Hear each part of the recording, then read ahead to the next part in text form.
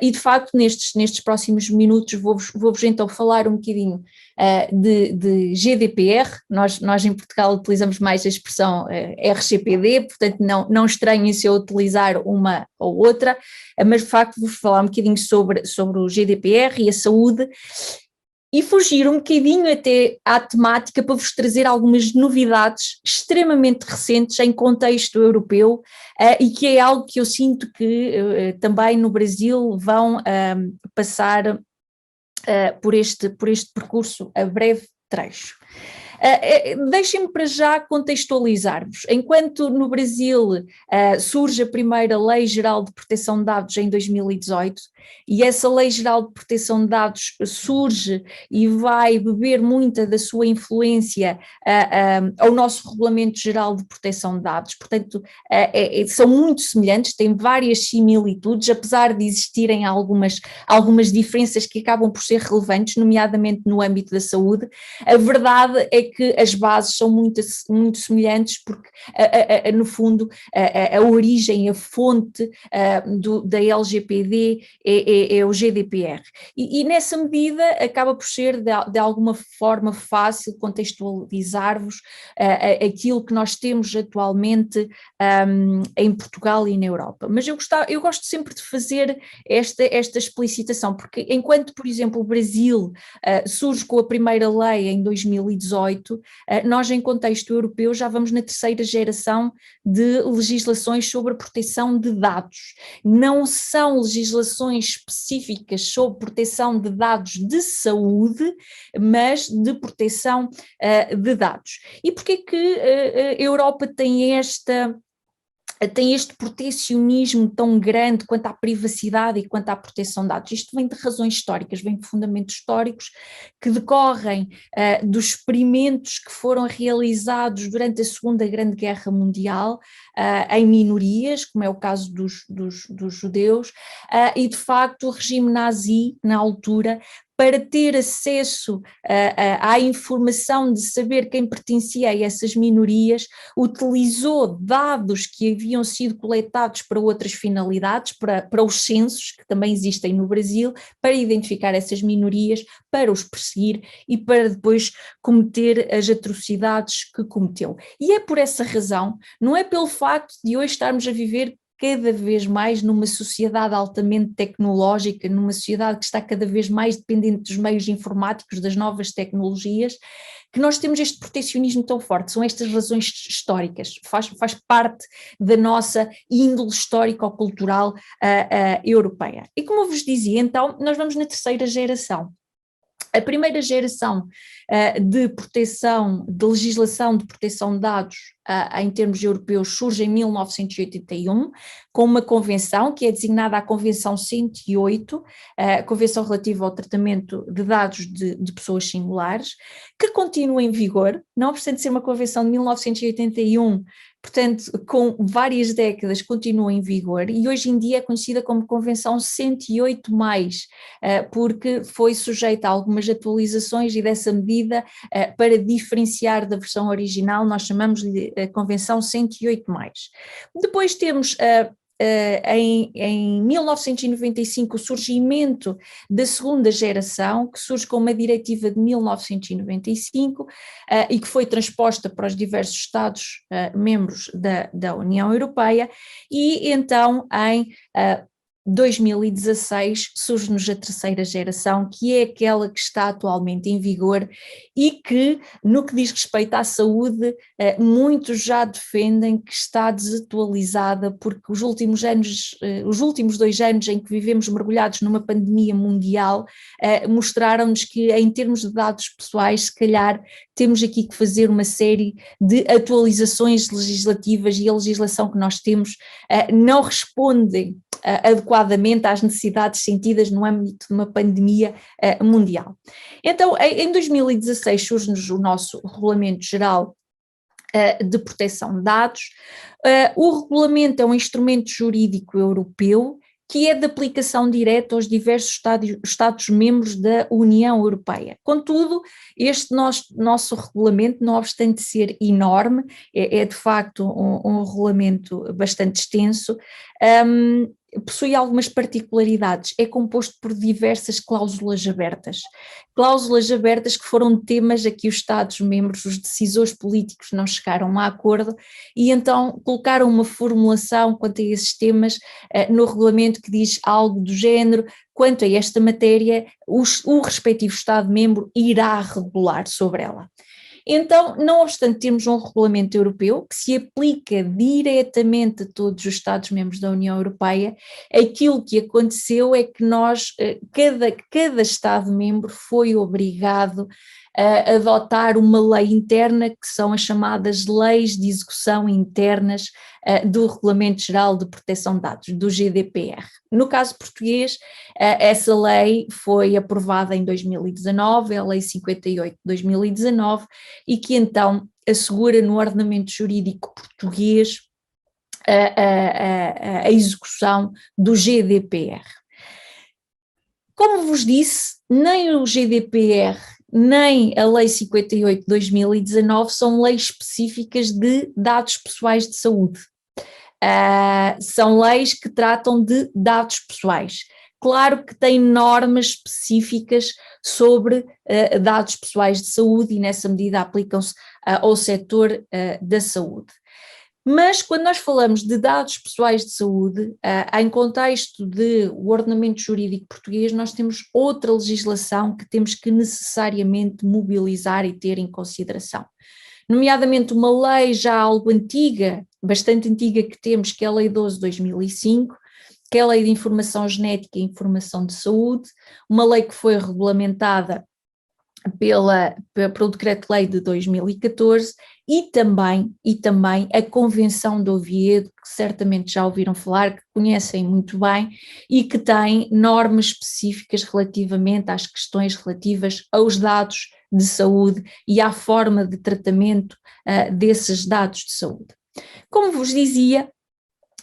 não obstante não ser uma legislação específica para a saúde,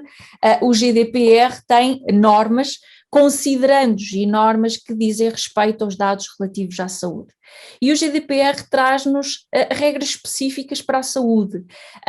e traz-nos inclusive uma definição daquilo que é dados pessoais de saúde, daquilo que são dados pessoais genéticos. Portanto, contrariamente à legislação anterior, o GDPR tem todo esse cuidado de nos trazer agora estas definições e traz-nos uma definição muito abrangente daquilo que deve ser considerado um dado pessoal de saúde. Um dado pessoal de saúde, para efeitos de legislação europeia, é toda a informação que diga respeito a uma pessoa identificada ou identificável, e esta distinção entre o identificado e o identificável é sempre muito importante, porque nós podemos ter informação que não tenha lá especificamente, que é informação relativamente à Carla Barbosa ou a outra pessoa com o nome, com o número de cidadão, com o CPF, mas que é possível identificar essa pessoa, portanto a pessoa é identificável e nessa medida estamos a falar de dados pessoais de saúde e os dados pessoais de saúde dizem respeito à informação que está no passado, à informação que está no presente e à informação que está no futuro. Claro que nós poderíamos estar aqui bastante tempo agora a discorrer sobre as regras que se aplicam, nomeadamente as bases de licitude, que são relativamente diferentes daquelas que existem na LGPD. Enquanto a LGPD tem 11 bases de licitude, nós no RGPD, no GDPR, temos apenas 6. De falar-vos aqui dos direitos dos titulares dos dados, mas penso que nem temos tempo para isso e há outros aspectos talvez mais interessantes quando falamos em saúde para aqui referir. Uma diferença fundamental entre o GDPR e a vossa LGPD é que o nosso GDPR estabelece regras diferentes consoante estejamos a tratar de dados pessoais de saúde para fins assistenciais, ou seja, para fins de prestação de cuidados de saúde, ou estejamos a tratar de dados pessoais de saúde para fins de investigação em saúde. Nós temos regras diferentes. E essas regras diferentes, o que é que nos dizem? Dizem-nos que quando nós tratamos de dados pessoais de saúde para fins de prestação de cuidados assistenciais, nós não precisamos de pedir um consentimento para o tratamento desses dados pessoais de saúde. E não necessitamos de pedir esse consentimento, porquê? Porque é a própria legislação que nos dá uma autorização legal a que façamos esse tratamento. E porquê? Muito simples, porque faz parte da manutenção da segurança, do acautelar da segurança do doente, um correto registro da sua informação de saúde no âmbito de cuidados assistenciais. E, portanto, faz todo o sentido que a lei, numa situação destas,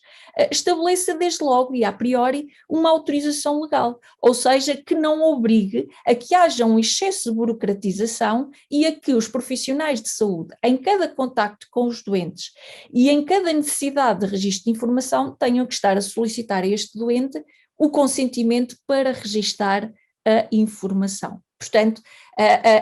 o legislador europeu teve este cuidado, foi sensível a esta situação e estabeleceu então logo no próprio Regulamento Geral de Proteção de Dados a autorização legal ao tratamento dos dados pessoais de saúde para âmbitos assistenciais. Já é diferente quando falamos de investigação, e aqui temos uma norma diferente. E aqui aquilo que o legislador europeu e o próprio supervisor, agora através de diversos pareceres que têm emitido ao longo do tempo, têm entendido, é que de facto a base já não pode ser uma autorização legal. A base preferencial do tratamento dos dados, quando falamos de investigação em saúde, deverá ser o consentimento. Apesar de, ultimamente, já terem surgido várias vozes discordantes, por exemplo, quando falamos de situações específicas como os ensaios clínicos, em que é obrigatório o registro da informação de saúde dos participantes nesses ensaios clínicos, a legislação obriga a isso, e em que há defensores, e com os quais eu concordo, que a base preferencial deverá ser não o consentimento, mas assim a obrigatoriedade legal, ou seja, a obrigação legal de fazer o registro da informação clínica desses participantes. Mas aquilo que aqui tem que ficar efetivamente claro é que nós temos dois caminhos no nosso GDPR, consoante estejamos a falar de cuidados assistenciais ou estejamos a falar, por outro lado, de investigação em saúde. Claro que nós neste momento estamos a viver grandes desafios para os dados em saúde e a pandemia foi um exemplo claro disso e trouxe-nos aqui desafios extremamente interessantes. E desafios que são agudizados, permitam-me assim dizer, por novas legislações que estão a sair no âmbito da Europa, no âmbito europeu. Nós neste momento estamos em debate público do futuro regulamento de inteligência artificial. E isto é muito interessante porque eu sei que em Brasília também estão neste momento a discutir legislação relativamente à inteligência artificial. E a pandemia trouxe-nos aqui um incremento, houve um aumento em termos de saúde de mais de 40% de recurso a tecnologias de inteligência artificial. Ora, o recurso a estas novas tecnologias de inteligência artificial vai-nos aqui levantar desafios muito interessantes no que diz respeito aos dados pessoais. Porquê? Porque nós não temos inteligência artificial sem dados pessoais. E aqui um dos desafios, eu não os vou poder elencar aqui todos, e obviamente tento aqui só trazer um pequeno reboçado, permitam-me a expressão de cada aspecto. Um dos desafios muito interessantes que vai ser na articulação entre a legislação de proteção de dados, portanto o nosso GDPR, e o futuro regulamento da inteligência artificial vai ser naquelas situações, naqueles algoritmos que tomam decisões totalmente automatizadas no âmbito da saúde. Ou seja, naquelas situações em que não há intervenção humana na tomada de decisão. E isto porquê? Porque isto vai ser possível no âmbito do Regulamento Europeu de Inteligência Artificial, mas regulamento de inteligência artificial este que remete para as regras relativas à proteção de dados do Regulamento Geral de Proteção de Dados. E o que é que o Regulamento Geral de Proteção de Dados nos diz? Diz-nos que qualquer cidadão tem direito a que não sejam tomadas decisões baseadas exclusivamente em meios automatizados se essas decisões provocarem quaisquer efeitos jurídicos quanto à pessoa.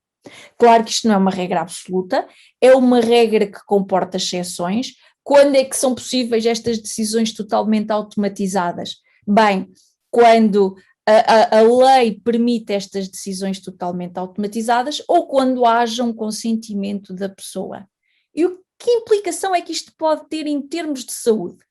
É que, contrariamente àquilo que acontecia antes, em que nós, no tratamento dos dados pessoais para fins assistenciais, nunca tínhamos que recorrer a um consentimento, porque tínhamos uma autorização legal, se nós estivermos a falar de cuidados assistenciais baseados em decisões totalmente automatizadas, muito provavelmente vamos ter que recorrer, caso não haja uma previsão legal da autorização a que essa decisão seja tomada, e eu não acredito que vai existir, vamos ter que recorrer necessariamente à obtenção do consentimento por parte da pessoa, do cidadão visado. Portanto, aqui desafios de articulação extremamente